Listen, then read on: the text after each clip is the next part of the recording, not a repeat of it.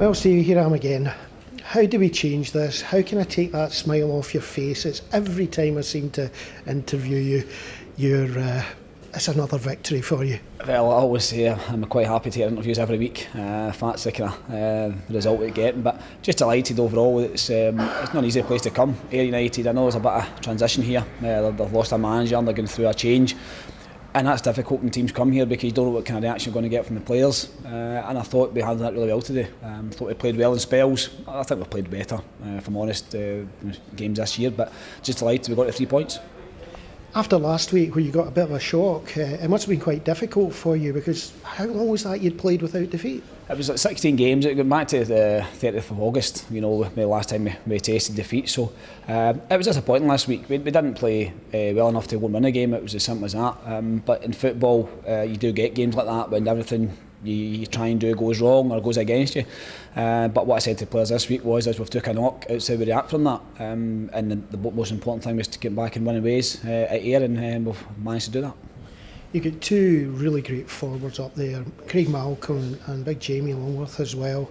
I always say this to you, you've got a blessing of skills up there. Yeah, we're delighted we've got them. You know, I've worked with Craig a couple of times now. You know, disappointed losing the first time here. You know, but that's football. But he came back and he's been great for us.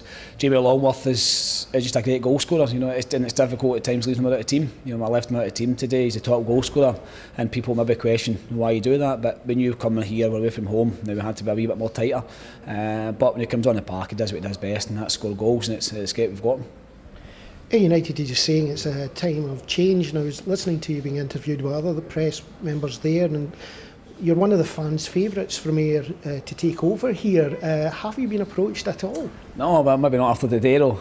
But no, as I said, it's flattered when you get linked with clubs. Ayr is a big club. I mean, there's no doubt about that. You know, they have been for years. I always remember times at Morton came down here. There's always 3,000, 4,000 at a game. So Ayr's a big club, you know, and it's nice to get linked with that. But I'm contracted to Stranraer, you know, and there was no approach from United. So until somebody asks you a question, it's hard to give the right answer. You know, but I'm just flattered that I was obviously linked with the job. So you've ended up after today with the results going that way, you're clear at the top and a really big match next week. Yeah, they're coming thick and fast now. We always said January's going to be a big month. You know, we've got Forfar at home and Brecon at home. Forfar been up there, Brecon now in a right good charge. So we'll take one game at a time. Yeah, we're at home and we're disappointed last time we played at home, so we need to get that performance right. And if we can do that, then hopefully we can get the points and move on to the next game. A much better performance today, Andy. I think you must have noticed that. Yeah, I thought, especially second half, I thought the boys were excellent.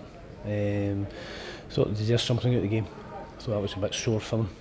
But again, when you're at the bottom end of the league and you're not winning games of football, that's what happens. You get punished for errors. And again today, we made 2 errors and we get punished for them.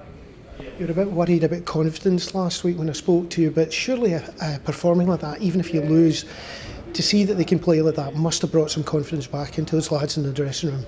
Yeah, that's what I said to them after the game. If you play like that, more games than not, you'll actually pick points up. But they've got to believe in themselves.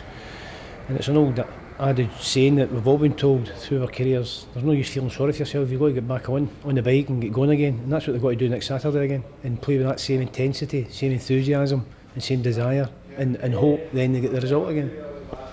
Against Stranraer's first goal came from a really good attack from Ayr, a slight slip or a trip up, whichever way you see it, and the ball's down the other end, a great goal from Craig Malcolm. There's nothing much you can really do about that. I would say we're in the attack, but we've got to defend it better. It's just a long ball through the middle, and Malcolm's done what he's good at, get his body in between the ball and the defender, and then eventually scored. But from your point of view, we could defend it better. And then again, full Ayr United pressure, non-stop for a good 10-15 minutes. Suddenly ball up the park, ball in to the back, Jamie Longworth. There again, you've got Jamie Longworth, who I know from my time at Queen's Park, a good player. He's given time and space in the box himself, and you can't do that with somebody of his quality, you know. And again, poor defensively. But that's what happens, I say. When you're missing a few of your better defenders and we're chopping and changing as we're doing, we're asking maybe Kevin McKinley to come in and play centre back, we're asking Craig Beattie to play centre back. So to be fair to the players are doing their best. At the end of the day, we've just not picked up the results that we have to get. The other thing is Craig Beattie, again a bit of a surprise for a lot of people. Anyone around the ground's heard them talking about you wouldn't mind filling in the centre half slot. We actually thought you might have done that last week as well. It's a pity for him though with the injury. Yeah, unfortunately picked up a groin injury, but to be fair, Josh McArthur came in and done really well. I thought he competed really well against Longworth and Malcolm in the second half, and again he's a young boy that went through a difficult patch earlier in the season and brought him back on. I thought he did really well. Sean McKenzie, now that's a find. Now again, people who've watched the under-20s and whatever know what a player he is, but he's starting to shape up. There's a massive goal between under-20s and first team football. People perceive the under-20s as doing really well, but you go and play the boys in real football, then you'll find out just the gulf that is between under-20 football and first team football. Today you had Crawford, albeit he's played a lot of football, but still a younger one. You've got Forrest, you had McKenzie, and even to an extent, believe it or not, Nicky Devlin's still a younger boy. So those four did really well. As I say, sometimes you just got to be careful with the younger ones. It's okay saying putting them in, but when the results aren't going well and they've not maybe as much help off the experienced ones as you would need, you've got to be careful with them. As I say, there is a massive gulf between under 20 football and first team football, massive. I think you brought up the name Robbie Crawford there. I thought today that he was doing really well. We haven't really had a biting midfielder for a while, and he seemed to relish that role. Yeah, he gives you great energy. He's got great enthusiasm, great energy, and when obviously the last 3 games I brought him back in and let him play the last 3 games, and I think today he was excellent today again. That's what his game's about. He's got great enthusiasm, he's got a good hunger, he's got a good work ethic, you know, and he does well. He does well for Ayr United. Now the big question we have to ask, we've been asking everyone about this, is what's the situation in the club? Have you heard anything about managers, about roles in the club, anything at all? You know as much as I do. I've not been spoken to for 3 weeks, so I don't know. I was spoken to the chairman when Martin Roberts left the club on the Monday. I had a 6-minute conversation. I've had nothing since then. So I don't know. I couldn't tell you what's happening with your club.